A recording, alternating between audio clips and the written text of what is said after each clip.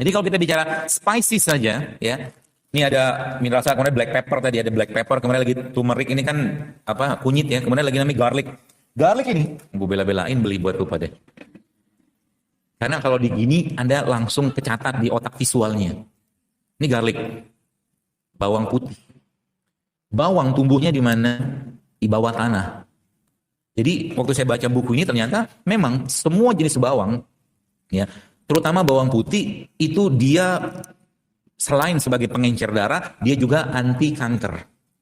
Bawang putih, bau bawang. Ya. Dan semua yang berbau seperti ini, seperti beliau ini, dan seperti ini, maka dia akan bekerja di darah sama di jantung. Contohnya ini nih. Ini namanya rosemary. Tahu rosemary ya? Rosemary ini, ibu sekalian, kalau dicium baunya kan ada bau khas. Kalau dia memiliki bau khas, maka dia akan bekerjanya sebagian besar di darah sama di jantung. Baunya khas. Ya, termasuk onion ini kan kalau Anda lihat, Anda potong ini, ya, dia bentuknya itu kan kayak lapisan-lapisan sel dan khususnya pembuluh darah gitu kan, bawang merah itu. Ya, makanya dokter-dokter jantung biasanya kalau dia mau kasih obat pengencer darah, dia akan tanya dulu, Anda konsumsi ini enggak? Jadi obat pengencer darah itu sebenarnya kalau boleh saya katakan ya bisa jadi turunannya dibuat dari ini. Turunan sintetiknya ya. Jadi bawang putih itu dia, bawang putih, bawang merah, bawang bombay ya, atau bawang dayak itu punya peran sebagai apa? Sebagai blood cleaner kalau saya bilang, pembersih darah dan penguat jantung.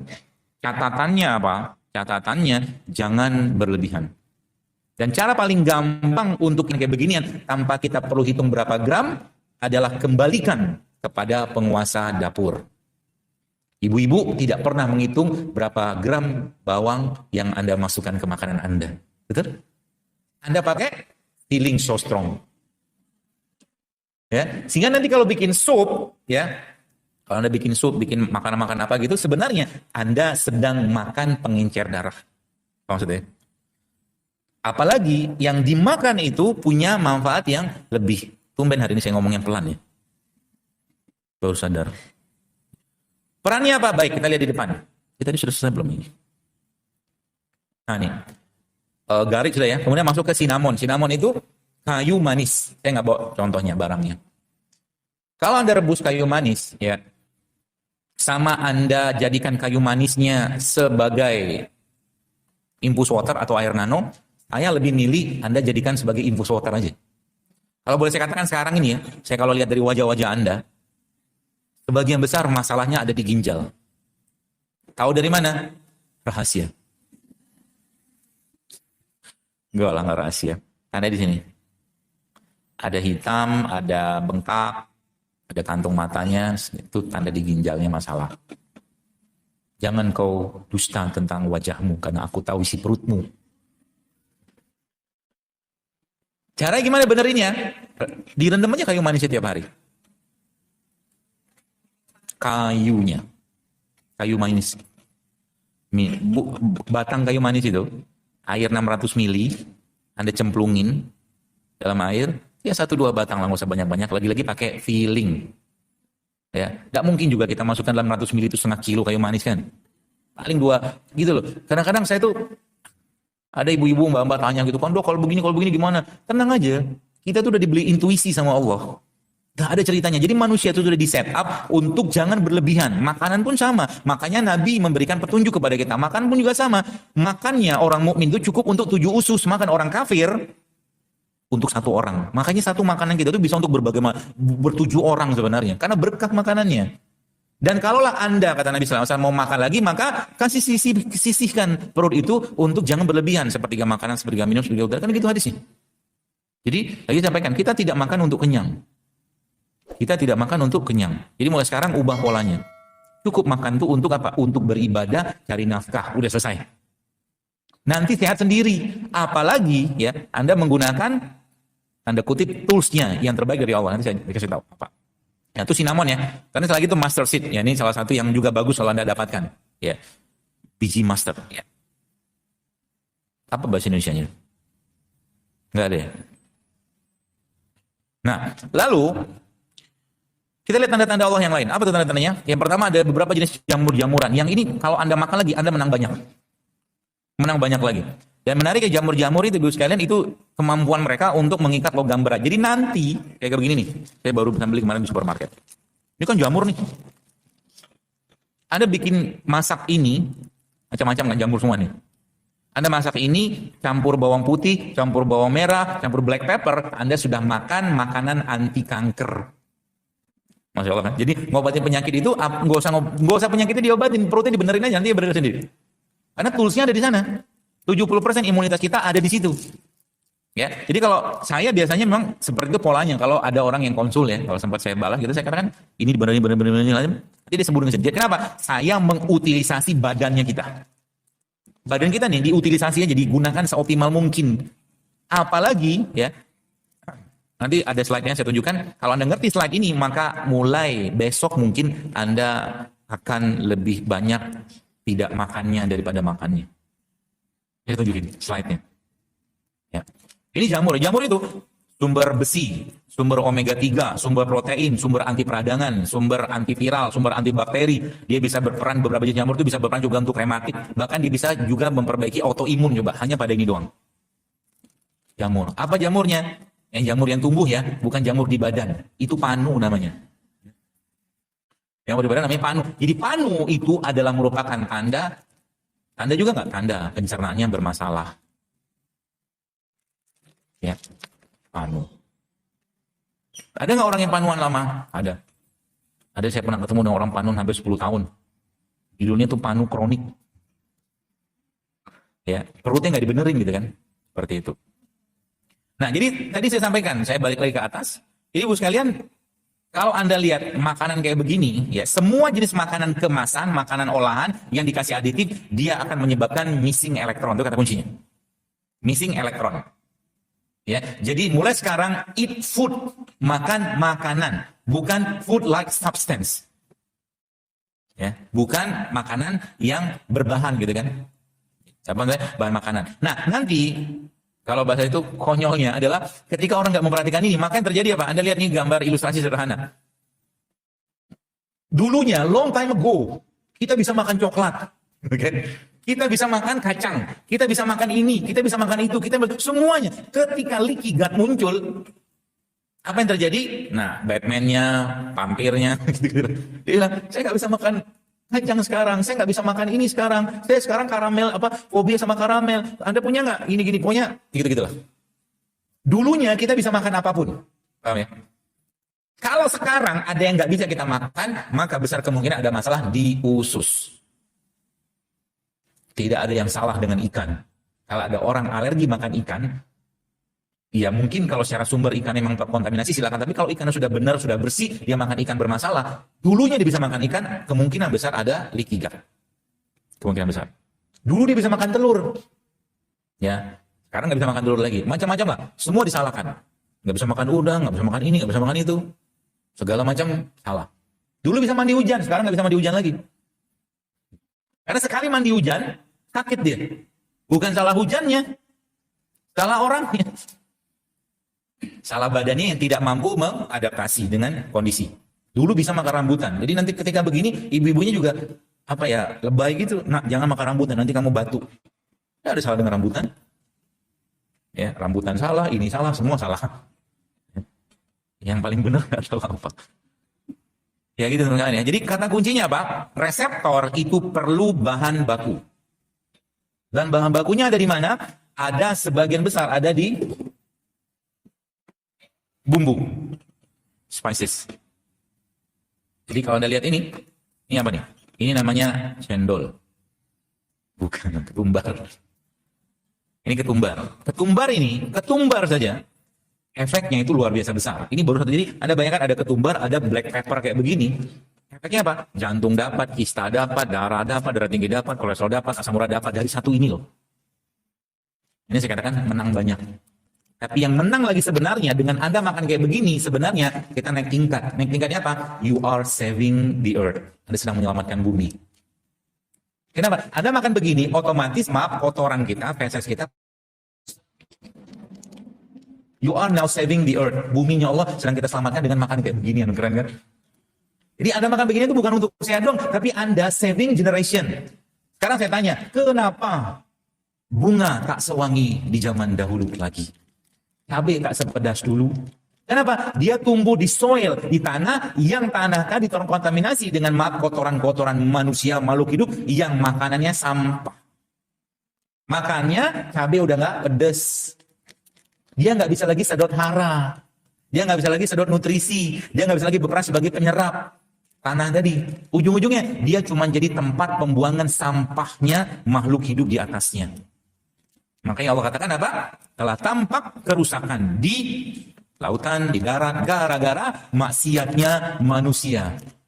Saya tidak bisa membayangkan kalau Allah minta tanggung jawab kepada para petani-petani yang sudah tahu bahwa pestisida itu jahatnya luar biasa. Saya tidak tahu betapa banyak yang harus minta atau bertobat minta ampun sama Allah atas peracunan satu atau beberapa generasi, Bu.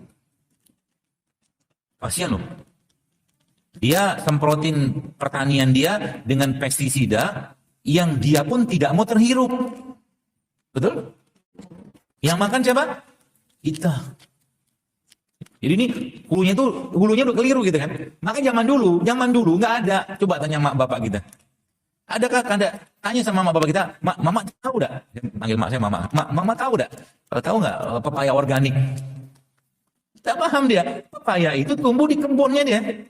Tumbuh sendiri, ya. Tak pupuk-pupukan, dan ketika dimakan manis, ada bijinya. Itu pepaya mama. Sekarang pepaya pabrik, nggak perlu lagi mama. Sehingga apa? Sehingga pepayanya nggak perlu biji lagi. Tumbuh di lab, di transgenik. Gitu lah. Zaman dulu ya, ini misalkan, bawang putih, bawang merah ini, dia tumbuh aja sendirian. Tanpa disemprot-semprotin. Kenapa? Tanah yang menjaganya. Tanah itu penjaganya. Mungkin ada teman-teman yang pernah naik Gunung Mahameru. Pernah naik? Saya pernah, tapi nggak sampai. Orang tinggi banget tuh. 4.800 meter, men.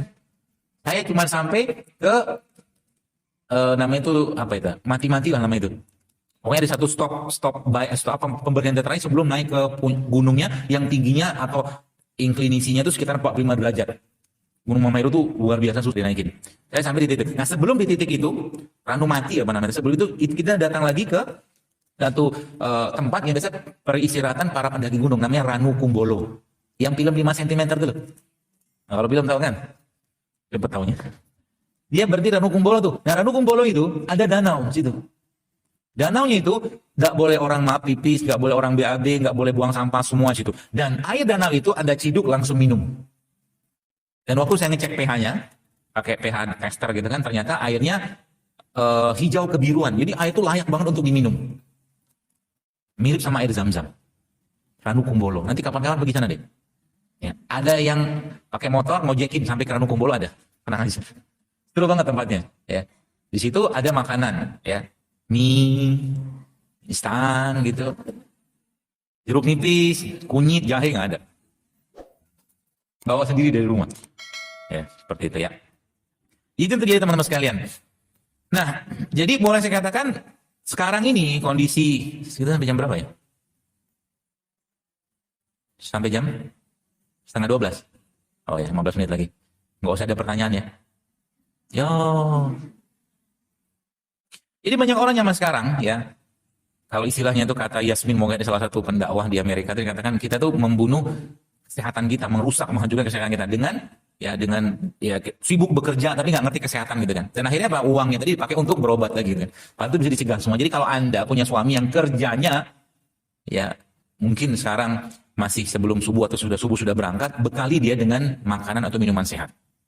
Terutama makanan minuman sehat yang mengandung antioksidan tinggi. Terus bilang sama dia, kapan Papa resign? Kita bisnis aja gitu kan. Oh iyalah. Kenapa? Karena waktu yang terlewatkan itu will never ever pass by over again. Gak bisa kelewatan lagi. Mendingan bisnis di rumah kan itu apa kayak bisnis ada lah. Orang keren-keren entrepreneur itu sebenarnya kuncinya apa? Jualan. Udah gitu aja. Bahasanya keren-keren kan jualan. Ya. Apa yang dijual? Makanya saya dulu pernah ya. Saya cerita gitu kan zaman dulu, kita 7 tahun lalu kurang lebih. Saya cerita tentang pembalut. Saya tuh pernah dulu jualan pembalut wanita juga. Tapi bukan yang herbal, pembalut wanita yang dari kain. Itu, saya pernah jual. Sampai ada ibu-ibu bilang, dokter luar biasa ya. Maksudnya luar biasa badaknya gitu, kata dia gitu. Sebenarnya gitu bahasanya, cuma bahasanya lebih santun gitu kan. Cuma dijual gitu. Oh iya, kenapa ya? Daripada orang cari-cari nih, saya bilang, untung gak banyak juga lah. Saya bilang, tapi saya senang aja ngeliat orang bisa. Cuma mikir-mikirnya saya apa? Mikir-mikirnya ini kalau nggak dibenerin di hulunya, lagi-lagi kayak nabur garam di laut. Capek kita ngobatin orang, nggak kelar-kelar urusannya. Kenapa sekarang perempuan banyak PCO, endometriosis, banyak apalagi itu infertilitas, mens yang bermasalah, makanannya kacau. Udah itu aja. Disuruh makan sehat, susahnya minta ampun. Mahal lah, inilah, itulah segala macam. Ya, padahal apa mahalnya jeruk nipis? Apa mahalnya kunyit temulawak beginian? Modal 20.000 juga cukup untuk hidup sehat sehari. Asal apa? Asal Anda pamitan sama abang gorengan.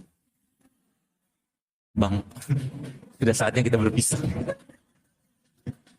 Ya, sama abang tukang bakso, coba lihat nanti beli bakso. Lalu lihat berapa banyak dia memasukkan garamnya ke bakso Anda. Banyak loh. Seujungan sendok teh itu cukup banyak. Dan itu kebutuhan garam sak dino, ngerti orang? Hari. Ya gitu. Kok saya bisa bahasa Jawa? Bisa, tinggal dipencet tombolnya. Tombol bahasa itu kan pencet aja. Gitu teman sekalian ya. Jadi caranya begitu. Kemudian apa lagi? Banyak. Jadi sebenarnya makanan-makanan kita itu ya. Misalkan lihat di gambar depan. Ini kalau kita makan kayak begini ya, makan Anda bikin misalkan ikan gitu kan, ikan-ikan laut, ikan-ikan sungai itu ditambahkan dengan herbal-herbal di situ tuh subhanallah efeknya luar biasa. Bagus banget. Ya, bahkan kita tuh nggak butuh salad-salatan ala-ala barat. Saladnya kita tuh ada. Salad kita namanya apa? Rujak. Salad kita tuh namanya rujak. Rujak itu salad sebenarnya. Ya, dressingnya jauh lebih sehat daripada dressingnya mereka yang sekarang udah dikemas. Gitu loh. Ya. Karena kalau kita lihat piring, misalkan ibarat kata ini piring kita ya. Jadi Anda makan kayak begini aja, itu ibarat kata kalau saya sampaikan pertama tadi bukan menang banyak lagi, habis-habisan menang. Ada jahenya, ada kunyitnya segala macam. Ya. Jadi masaklah mulai sekarang masakan yang banyak bumbunya. Ya. Termasuk nanti kalau sudah misalkan Anda bikin sup ikan atau mungkin gulai ikan tanpa santan. Itu kan pakai kunyit. Airnya diminum. Airnya diminum, jangan makan ikannya doang. Ya. Seperti itu. Nah, ini yang perlu Anda pahami ya. Jadi mulailah untuk apa? Untuk makan itu to fuel your body, not to feed your emotion. Makan itu untuk memenuhi kebutuhan nutrisi, bukan memenuhi kebutuhan selera. Ya, mulai sekarang begitu. Jangan semua, cukuplah seseorang itu dikatakan rakus kalau dia melihat semua makanan dia pengen makan, itu rakus. Hadisnya begitu. Ya, saya kadang-kadang mohon maaf geleng-geleng kepala ya, geleng-geleng kepala dalam hati. Bisa nggak? Bisa aja. Geleng-geleng gitu kan. Ngelihat misalkan ada kemarin tuh di mana gitu kan, subhanallah. Di sebuah tempat, saya lupa, entah restoran atau di mall atau lupa saya. Ada suatu keluarga gitu kan, bukan keluarga, tapi bapak-bapak gitu. Badannya subhanallah sudah berlimpah ruah lemaknya. Gemuknya luar biasa. Waktu saya lihat makannya dia, saya bilang ini orang apa nggak sadar ya, saya bilang. Numpuk lagi, saya katakan beban bagi badannya. Terus kalau dia sakit, kan nyusahin orang. Kenapa nyusahin? Berat banget ngangkatnya. Gitu loh. Jadi maksud saya, kalau saya katakan tadi, kalau Anda makan itu mulailah berpikir untuk apa? Ini bikin saya sehat atau bikin saya makin merana lagi badannya? Ya, makin merana lagi gitu. Nah, lalu caranya gimana? Baik, kalau Anda lihat ini penutupnya sebelum tanya jawab. Lihat diagram ini. Ketika Anda melaparkan diri Anda atau bahasa kerennya berpuasa pada 12 hour atau 12 jam, maka Anda akan masuk ke fasted state. Masuk ke fase puasanya, belum optimal banget, tapi masih di depan pintunya lah. Ketika 16 jam Anda berpuasa atau menyengajakan lapar, maka Anda sudah mulai masuk ke levelnya burning zone, tapi belum optimal juga. 18 jam, tubuh Anda sudah bisa membakar lemaknya dan dia growing exponentially. Semakin banyak lemak yang kebakar. Dan kalau Anda mengikuti kajian saya beberapa waktu lalu di mana ya? Kalau di Puri Bintaro tentang kulkas sama freezer, masalah kita zaman sekarang adalah banyak di freezer. Freezer itu apa? Timbunan lemak yang tidak bisa dihilangkan meskipun Anda makan sedikit banyak bergerak. Makan sedikit banyak bergerak tidak akan mampu menghilangkan, ini bukan saya baca ya, kata si peneliti itu. Makan sedikit banyak bergerak tidak akan mampu menghilangkan lemak-lemak di freezernya. Lemak-lemak di freezer maksudnya di liver. Tidak bisa. Artinya apa? Harus dipuasakan. Kata kuncinya itu. Dan Anda lihat, pada 20 jam, setelah 20 jam, maka your body is a fat burning machine. Tubuh Anda akan menjadi mesin pembakar lemak. Masya Allah, keren kan? Dan dia akan membangun otot. 20 jam. Jadi 20 jam itu tubuhnya akan membangun otot. Dan muncullah atau akan tubuh akan mengeluarkan satu hormon yang fungsinya seperti fungsi para binaragawan yang membentuk otot. Yaitu apa? Growth hormone. Growth hormone muncul, maka dia akan building muscle. Building muscle artinya apa? Yang gelindir-gelindir tadi, sama dia akan dipadatkan, dia akan kencangkan. Pada 20 jam pertama. 24 jam kemudian, tubuh Anda akan mencapai the peak of fat burning, akan mencapai puncaknya pembakaran lemak. Keren kan? Ya, di sini saya mulai belajar, oh ternyata memang subhanallah, zaman Nabi itu, dan Nabi sendiri adalah manusia ya, yang mulia pastinya, yang beliau itu nggak pernah kenyang seumur hidupnya. Karena lihat hadis ini Ibu sekalian, Masya Allah, kita mungkin perlu tidak pernah Nabi SAW melihat roti harus yang dari sejak beliau dibangkitkan atau diutus Allah menjadi utusan Allah hingga beliau meninggal dunia. Tapi Nabi itu nggak pernah makan roti halus. Ada orang bertanya, apakah tidak ada pada zaman Rasulullah ayak yang dapat mengayak tepung? Jawabannya, Rasul tidak pernah melihat ayak tepung dari sejak beliau diutus sehingga beliau wafat. Tanya orang itu lagi, jadi bagaimana kamu memakan roti syair? Roti syair roti yang keras, yang tidak diayak terlebih dahulu. Jawabannya apa? Mula-mula kami menumbuk gandum itu, kemudian kami meniupnya, dan sehingga keluarlah kulit-kulitnya, dan dari itulah kami campurkan dengan air, lalu kami mengulinya, dan inilah yang dimakan oleh Nabi SAW. Abu Bakar pernah satu hari beliau radhiyallahu anhu diberikan air madu. Orang memberikan air madu kepada Abu Bakar. Saat itulah Abu Bakar tiba-tiba menangis, jemaah sekalian. Kenapa menangis? Dia teringat dengan kisahnya Rasul. Nabi pernah juga seperti itu. Nabi diberikan air madu. Lalu apa yang terjadi? Nabi mengatakan, dan orang saat itu belum paham. Ketika air madu dikasihkan sama Nabi, kayak gimana Nabi katakan? Pergilah, kata Nabi. Jauhi aku. Waktu dikasih air madu tadi. Bukan ngomong sama yang kasih air madu, tapi Nabi seakan-akan berbicara dengan orang lain. Dan ternyata saat itu setelah selesai Nabi mengatakan itu, ada orang bertanya pada Nabi SAW. Nabi bilang apa? Nabi bilang, ketahuilah Sadi, waktu engkau memberikan air madu itu kepadaku, kata Nabi, Allah menampakkan dunia ini dan segala isinya, dan mereka datang kepadaku. Terus Nabi bilang apa? Menjauhlah kalian. Makanya kalau kita baca sirahnya Nabi ini, Masya Allah Ibu sekalian. Ya. Malu kita. Jadi saya barusan di macet-macet tadi saya sempat posting ya tentang kalau Rasul ada, kira-kira Rasul itu mencintai kita nggak sih gitu. Kalau Rasul ada saat ini dan melihat kita, kira-kira Nabi cinta nggak sama kita? Atau jangan-jangan Nabi bilang, ya ini bukan umat seperti ini yang aku harapkan gitu kan. Caranya gimana? Fattabi'uni yuhibbukumullah wa yaghfir lakum dzunubakum. Wallahu ghafurur rahim. Ikutin aku, kata Rasulullah. Masalah umat zaman sekarang ini, masalah Nabi. Saya mau cerita satu cerita, tapi cerita ini bukan cerita nyata, tapi cerita buatan saya, sebuah metafor. Yang mudah-mudahan dengan metafor ini, ibu-ibu sekalian, Anda bisa mendapatkan ibrahnya. Sebutlah Anda, ibu bapak di sini ya, punya anak perempuan lah misalkan. Anak perempuan ini perempuan yang cantik wajahnya, lucu luar biasa ya, masih kecil misalkan. Lalu anak ini pergi meninggalkan Anda, diurus oleh orang lain, misalkan gitu kan. Dan anak itu kemudian datang lagi kepada Anda beberapa tahun kemudian dalam kondisi dia sudah menjadi seorang da'iyah. Dalam kondisi dia sudah menjadi seorang ulama gitu. Dalam kondisi dia sudah diberikan Allah berbagai macam ilmu yang luar biasa. Anak perempuan tadi.